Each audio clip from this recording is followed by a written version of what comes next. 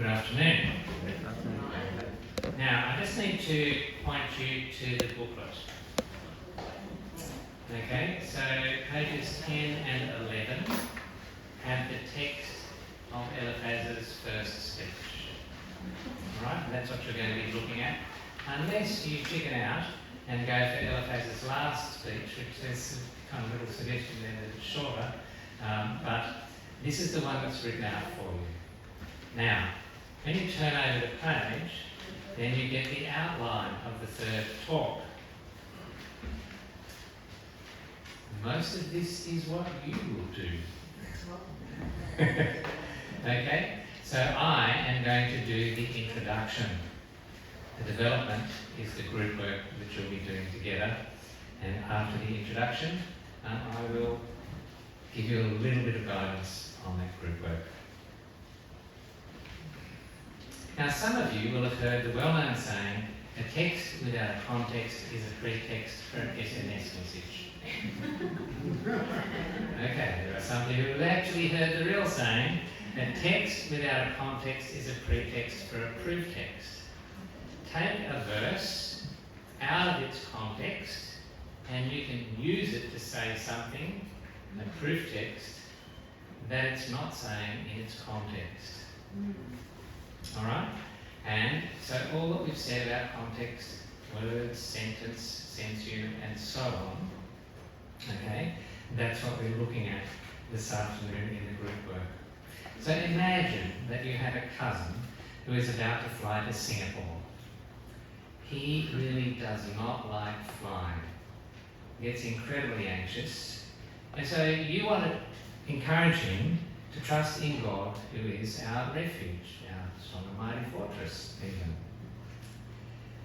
Some words come to mind. So quickly, you look them up in the Bible app, and you find them in a verse, a New Testament verse, even better. And you copy them into your WhatsApp message, and this is what you say. He will command his angels concerning you to guard you carefully. They will lift you up in their hands, so that you will not strike your foot against a stone. Now, then you decide, I better put the reference in. Luke chapter 4, verses 10 and 11. Now, you send off the message and you think, that was a great thing to do. I better go and tell someone in my family. So off you go, and you tell another member of your family. And you're totally thrown. Luke 4, 10 and 11, they say. But that's Satan who is speaking. And you're not going to be put off so easily. So you fire back. So what if it's Satan speaking? It's true, isn't it? It's in the Bible. What difference does context make? Now, the verses quoted in Luke chapter 4, verses 10 and 11, actually come from Psalm 91. Psalm 91 starts like this. He who dwells in the shelter of the Most High will rest in the shadow of the Almighty. I will say of the Lord, He is my refuge and my fortress, my God in whom I trust. Surely He will save you from the fowler's snare and from the deadly pestilence, and so on it goes. And eventually comes to the verses that are quoted. You might like to read the whole psalm to get those two verses in the context of the psalm. So again, what difference does context make? Well, we know, Luke chapter 4, Matthew chapter 4, Satan is trying to tempt Jesus. He is trying to tempt Jesus to turn away from God and to turn to Satan. Satan is trying to get Jesus to break the first commandment. And these verses in Satan's mouth are meant as a trap for Jesus. They are, in fact, the height of Satan's attempt to turn Jesus. You see, twice Satan's had a go, but Jesus has answered both times.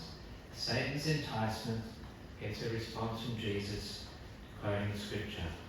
And so here we get the third time Satan decides, I'm going to go all out, I am going to quote scripture at him. These words then are not comfort because God is our strength and refuge. In the context, they are part of an attempt to get Jesus to place his confidence somewhere else. They are not the kind of comforting message to send to your anxious cousin before their flight. However, those very same words in Psalm 91, in context, could have been just the right comfort. Okay, I think you're following. So, that's where we come to the group work. And so if you turn, if you're on pages 12 and 13, I just want to point out a couple of things to you there. So, you've got the text of Eliphaz's first speech. And so, as you look down, you see an asterisk point on page 12. What does he say? What does Eliphaz say? The next question on the top of page 13, how do the parts fit together? So what might you do? Well, you might underline those verses that seem true. Underline a verse and say, that seems true just on its own. Now, you might even think of somewhere else in Scripture that says something like that. Okay? And now you're asking yourself, what is it saying in context? How do the parts fit together? What do these things which seem true, what is Eliphaz doing with them in the whole of his speech? So that's the first part, questioning the speeches. And then the second part is questioning myself. So the third question, another asterisk point there. In the face of suffering or adversity, what do I say to myself? Do I say, God always seems to answer their prayers, but never mind? That might be what you find yourself saying. What do I say to myself? And then fourth and final question, what do I say to others? Okay? So that's the group work. Scott's going to come and give us further instructions on it. Okay, now can I just ask you, did that feel like an exercise in futility, or did you feel like you kind of might have gotten somewhere? Yes. Okay, so there are some times that we got somewhere. And that you were able to kind of say, well, that seems right, what he's saying. When you got to look at the whole speech, where did you think he was going with it? If you do well, good things are going to happen, and so therefore if good things aren't happening, you must be doing the wrong thing. It does seem like by the end of the speech, he's saying, it doesn't look good for you, Joe. I'm concluding, and the way that he says it at the end, we've examined this, and it is true. So hear it and apply it to yourself. Okay. Yes. And then if you were to go through Eliphaz's speeches progressively over his 3 speeches, you really get this shift that heads inexorably in that direction, and his condemnation of Job could not be stronger in the way that it comes to the end. And yet, in the speech, you could go down and you could say, you know, I think something like that's said in Proverbs, or I think something like that's said in some Psalms, and so on. Okay, great. That was what I really hoped you would be able to do.